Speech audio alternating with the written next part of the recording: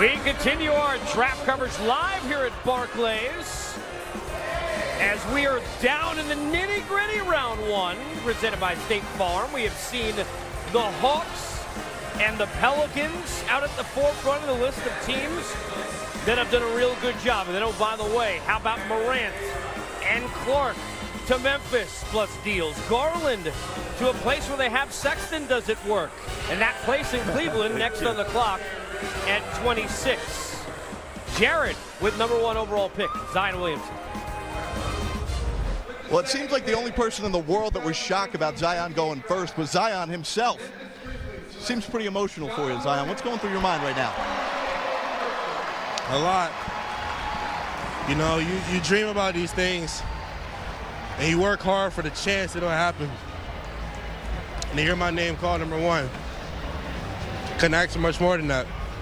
Zion, to have your mom up there with you, what does this mean to your family? It means everything, especially having my mom up there. She was with me from day one. She was the one who pushed me past limits that I didn't even think I could reach. So, like, just having her up there just meant the world to me. Damian Lillard and C.J. McCollum. Do you believe that? I definitely believe it. With our future is really bright. So, I mean, playing with the young bull, it'd be great. Do you know him at all? I know him a little bit, yeah. What type of, how, can the two of you work together on the court? How does that work with 2 point guards? No, we can definitely work together. And, I mean, you can see it with Dame and CJ. So I think that we can work together for sure. Okay, so there's Zion, and you heard there from Darius Garland as well, a guy who ends up with the Cleveland Cavaliers, who, by the way, certainly have shooting and scoring with him. And they got a guy who can really put it in the basket as well. It's about, did they get Keldon Johnson is the pick. I believe Dylan Windler was the pick. That's why I was leading into Dylan. Okay, so Dylan Windler was selected as the pick for the Cleveland Cavaliers. Here is a guy who I think, Andy, when you think about him, especially, and I go back to the first four, which we covered, he can shoot the basketball and score in bunches. If there is a pick in this draft that is tied to a head coach more than this one, I don't know. Because this is John Beilein written all over it. He is a skilled shooter, a very good offensive player overall. I mean, this is a perfect John Beilein type player. Clearly, they think he's a shot maker, and that they assume that it can translate to the next level. So, you know, it clearly, I think, is a John Beilein type selection. Well, listen, anytime you can add shooting, that's always a good thing. I mean, that when you can space the court out, it makes the job easier on everybody else. They have these two guards now, and you heard Garland say that they want to be like Dame and CJ. Well, guess what? Dame and CJ in the playoffs didn't have the space to operate because they didn't have enough shooting on the court, and that's what the Cavs, I guess, are trying to do. Again, if you just joined us, as we said, it is Dylan Windler who is the pick. Yep. You see here the pivot off of Keldon Johnson. But as we were just talking about it, we broke him down. Here's a guy, Smitty, who we all saw in big. He was a guy who seemingly could just put up tons of points. Yeah, he can. I mean, he flat out can shoot the basketball. You can see his percentage, 54 from the field, 43 from the three-point line.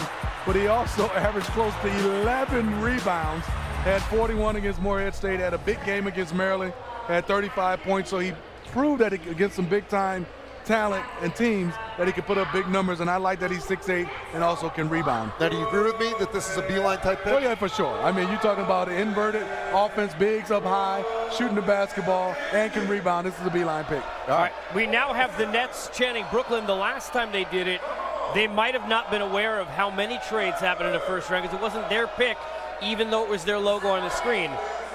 This is, let me look around, this is still their pick. It hasn't been, oh no, it's not their pick. No! Wow. It is not their pick. Welcome to We the party. will not have any Nets drafted.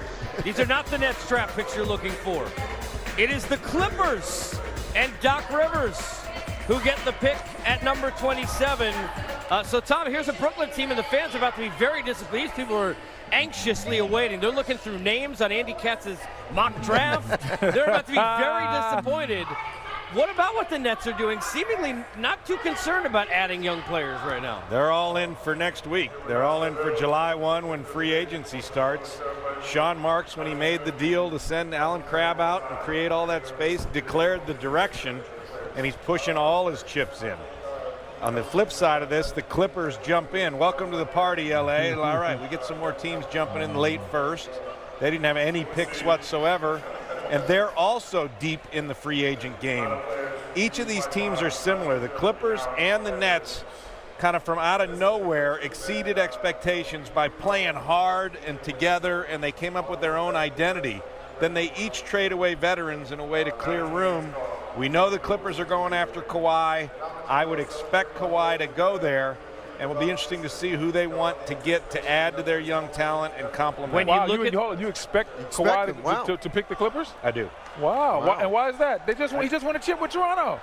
Because of that. Can we stop saying chip, please? Say what? Are we not lazy? Can we stop saying chip? What, does that bother you, man? It's a championship. Go ahead. The chip with the dip, like Drake said. Chip. Come on with that. But when you look at the Clippers, I think it's interesting when you look, B-Wood, at the roster, because, Andy, and I know I don't know what this pick is. They like shooters. I don't know how many guys at the same size you can get, but Carson Edwards is out there, can shoot the basketball at a high level. We know with their offense, they like to do that, which is why I think a Horford would be interesting from a big perspective. They have Harrell, you have Zubac, kind of have some bigger guys. You wonder if they go guard here. If you go Carson Edwards, I love Carson Edwards. So, I'm not mad at that pick because he can flat out play. Yes, he's small, but he's played big. He's been on big stages. Keldon Johnson, I guess he's still out there as well. Yes. So that's a talent as well. As we see, everything gets shuffled around. And also, Tom, it feels like every year some team that wasn't in the first round finds a way to get in the first round, and the Clippers were one of those teams. Yeah. Well, you can throw around cash. You can go buy a pick, and perhaps Steve Ballmer's doing that in this case, going and buying the pick with cash. I haven't heard the terms, whether it's a future first or it's more likely cash.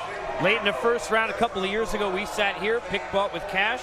It was Chicago's, went to Golden State, Jordan Bell, who ended up being a factor immediately. By the way, I got a paper that said not Carson Edwards. I won't say what's on there because we don't want to pretend like these picks are out there anywhere. The Brooklyn Net fans, we should just play the audio of them when they realize they're not picking this pick because they are chanting Brooklyn. Come on, they look so hype and passionate. I feel terrible they for rocking them. too. I feel so bad. Yeah, let them rock out. Let them have their moment. I will just say this: there's still value deep in this first round. Yes. Bobo's still sitting behind us. Keldon Johnson. You mentioned Carson Edwards. There's still, I think, players that can come in even at 27 and contribute next season. Kabengele, I think he's there. Yeah, Kabengele. Yeah, and right now, I'm pivoting off of that and just talking to the player's mindset. This is a very disturbing area to be in. If you're a guy that went to the draft, went to the green room, and you're sitting there and your name hasn't been called yet, you're nervous. You know the second round is coming. I've been in that situation. I was supposed to be a pick between 10 to 15. I slid to 20. And what happens in these situations is you really start getting nervous because you haven't worked out for teams past a certain spot. I didn't work out for anybody past 15. Soon as the 16th pick went, I leaned over to my mom. I don't know any of these other teams. I haven't worked out for them. I don't know what's going to happen to us. And I ended up getting picked at 20 by the Cleveland Cavaliers. It was a blessing to get out of there. I'm hoping all these kids in the green room have their name called before the second round, and they find a way to get out of there. It is nerve-wracking in that green room right now if you're one of those kids. All right, I will tell you this, and we'll get to it in a second. No nerves right now for Dikembe, who can relax, because we'll chat Kabengele in a second. By the way, you think of Harrell and some of those athletes they have. Here's a guy who at 6'8", 13 points, 6 boards, and a block and a half, and didn't even start a single game. We're going to wax poetic about him, but I want to show you something because we're going to go out to the crowd and row to the Net fans who believe that he is going to their team. Oh, poor Net fans. Bro, please take us out to the fans. Are they excited about Kabengele? So right now, just in case you're not familiar with how things work, I'm right now in the Brooklyn Brigade. This is the crowd that chants Brooklyn, Brooklyn during the game. There we go. There we go. There we go. So, unfortunately, I have to be the bearer of bad news right now for the Brooklyn Brigade, a.k.a. called the Block, right here amongst each other. So I hate to tell you all this, but the pick that was just selected is going to be traded. So the player that you just selected is not going to be in a Brooklyn Nets uniform. So I have to get your instant reaction. I got to start right here. What are your thoughts? I know you wanted Bol. Well, I just got to say, we got to trust the culture we got with Sean Marks. Got to look forward to the season. It's Brooklyn all day, BK all day. Laying the Broncos of Brooklyn. Diamonds in a row. Hey, very positive so far. So I want to know, Kyrie Irving is a free agent. What are your thoughts on him potentially coming to this arena? We got to love it. Free agents for Brooklyn. Free agents for Brooklyn. It shows the culture matters. Yes, the culture matters. Kyrie, baby, bring Kyrie. I think that means you want to see Kyrie in a Brooklyn uniform. Is that what you're saying? You can see it. Whatever Sean Marks envisions, we'll take it.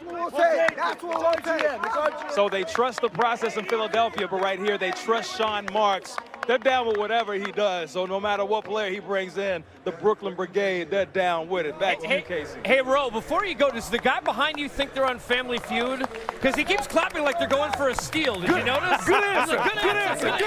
Good answer. All right, so Good one, Casey. Good one, Casey. I mean, I thought about that. They are excited, though, the Net fans. So thank you, Ro. Go ahead. I'm going to tell you, this could end up being the steal of the draft. Okay, tell me why. Well, because Kabengele certainly developed into a big-time talent at Florida State. His value was much higher than 27.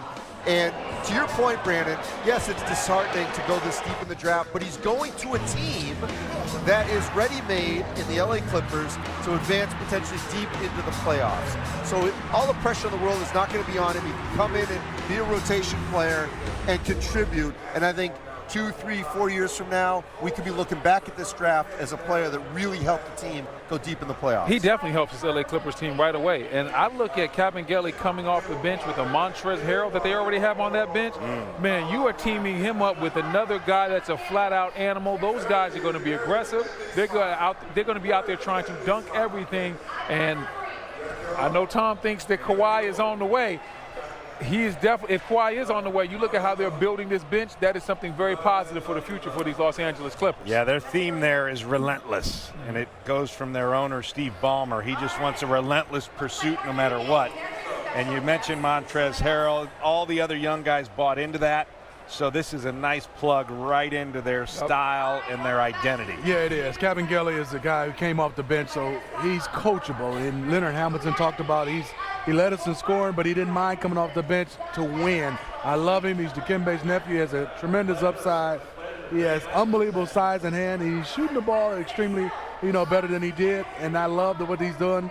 He's going to be nice for the Clippers coming off the bench. Does anybody else find it interesting irony that they get a guy who's an incredible athlete who led his team in scoring off the bench to go to a team who has their leading scorer come off the bench in Lou Williams? Okay. Seems like it. Okay, See what you did there. I see how you connected the dots. A little bit of a follow. We're going to talk about the dots that connect to the 28 pick on the Warriors, but I think we have to get into this team. First, we have a tweet, apparently. Someday the Nets will actually make a first-round draft pick. Someday. By the way, they did get a 2020 first in the deal to give up that pick for Kabengele. But we got to get into the Warriors. It's one of the bigger stories of this entire offseason, especially now when you look at, Tom, what happened to them with these just horrific injuries with KD and Clay, the uncertainty about all of that. How do you see their next couple of months transpiring, Golden State? Well, it sounds like they've declared it. They're going to offer full 5 and 5-year contracts for Durant and Clay. If they do that, they're going to go into their new stadium and effectively make it a redshirt year for those guys, or a year off for those guys. And there'll be excitement around the continuation of the dynasty. It will be super costly, and I mean super costly, because they're repeater tax territory, and it's a super tax. If their base payroll will be around $170 million when they give Durant his $38 million, Clay his $33 million, along with Steph's, $170 million. Their luxury tax will be another $170 million. Ouch! It doubles because of this repeater nature. The deeper you go, the more you pay. Then you add on $1 if you've been in there 4 straight years. That's them. So it's a $340+ million annual payroll they sign up for. To maybe be an 8 seed. right? I mean, they'd be bottom of the conference. They might not even be the Well, AC. they might not be the AC. Not even, depending on what they raise do, ticket right? prices in the new arena to cover that? I don't know if they can raise ticket prices any higher because everybody's paying out the nose But like already. you said, but that red shirt year, but for the following year, Yeah. you have a They'll team be now back. that'd be Following there. year, they're back. They're back. Yeah. So we'll see if they can get it done, though, because I'm sure Clay will stay. I would bet money on that. Yep. Kevin's a little more interesting. And his last year, though, guys, of his deal is a $50+ million year that no one else can give him if he leaves. You know, B. Wood, when you sit there and you look at the Warriors roster, I think of David West and guys like that who at times have jumped in, right? So you're right, B. Wood, it's because they want that opportunity to be part of that. But this is a different be part of because, but if you have a one-year deal, you're going to play a lot more minutes than you might. Do you think veterans will come and say, hey, Steph, I'll take a one-year deal at the minimum and try and hook you up in this new building? I think there'll definitely be some guys that say, hey, listen, the free agency didn't go the way they planned. They want to take the one-year prove-it type deals and say, hey, we get out there with the Golden State Warriors, get out there with Steph, get in that culture with Steve Kerr, and maybe some good things happen, and maybe I'm able to up my stock and then move on from there. And so I think there will be some guys that will do that. I'm not sure how good Golden State's going to be, but we shall see. And, you know, I also think from a draft pick standpoint, Klay Thompson might not play next year. Keldon Johnson fits. Yeah, this pick's important because they'll play. This pick is actually going to play and develop. We find out where they are right now, Golden State. The Golden Dynasty is over. Well, at least for the near future. After getting beat by the Raptors in the NBA Finals and in the process losing Kevin Durant and Klay Thompson to devastating injuries that will likely keep them sidelined for most of, if not all of next season, the Warriors are gearing up for a very difficult offseason. Thompson will become an unrestricted free agent on July 1st, and KD is expected to join him. Does the president of basketball operations, Bob Myers, look to resign both All-Stars to large contracts, thus pushing the Dubs way over the luxury tax? Or does he try to sign one and not the other? What if the Dubs contemplate taking a mulligan next season and instead focus on the 2021 campaign? It's been a historic yet taxing 5-year stretch where the Dubs won 3 championships while playing a total of 105 playoff games. Whatever the team decides to do, the summer of 2019 will certainly be a challenging one. It has been a travel from surprise to surprise. We had Cam Johnson real early, Jim Okeke real early, the drops of some players like Nas Little, and now maybe, Smitty, the biggest surprise of all, and it is John Beilein's former player and Jordan Poole out of Michigan who goes to the Dubs. Yeah, and everybody questioned whether he would keep his name in the draft. This young man definitely believes in himself. Getting drafted by the Golden State Warriors, this is a huge pickup for him. He gets a chance to learn. He gets a chance to, like Tom said, and Brendan, he might get a chance to play right away. This is a great pick for Jordan Poole and the Golden State Warriors. They see something in him. Excellent opportunity for Jordan Poole. This is one that surprised me as well. When we talked about this on the way over here, I was like, Jordan Poole kept his name in the draft. I was a little bit surprised by that. But guess what? He took a gamble on himself, and it worked out. And the guy does have skill level, and you see it right there, the ability to put the ball on the floor and make some plays. Maybe not as successful at Michigan as he would have hoped this season, but guess what? He bet on himself, and he came up, and he was able to find a way to get it done. Yeah, he'll never hit a bigger shot in his life than this one to knock off Houston the year said before. in his life, never again, He's still Andy? running. Well, Man. I mean, come on. How can you hit a bigger shot than that and what it meant? I don't see it happening, but I will say this. I just texted. Way to kill the kid's dream, Andy. I'm not saying he's going to be a good pro, but I'm saying Doesn't get any better for you than this, George. the biggest shot. It's hard to repeat that. Come on. Enjoy hard your to one repeat that. shining moment, George. Wait a minute. I'm going to say something positive here. Good Lord, Andy. It's all downhill. I just texted my source with the Warriors, asked him why. He gave me one word back: shooter. They think he shoots better than Keldon Johnson? Apparently they do. I guess they do. And you think about this. We know obviously Bogut, that's got Boogie, probably that ship has sailed. Fernando a big, Claxton out of Georgia a big. They're still available. Charles Matthews and get healthy. Yes. His former teammates. I'm The a big Pool, they're Charles going Matthews swimming in San Fran. Meanwhile, we're staying indoors where it's B. Haywood kind of cold. Andy is a hater, man. Golly, Andy. You can't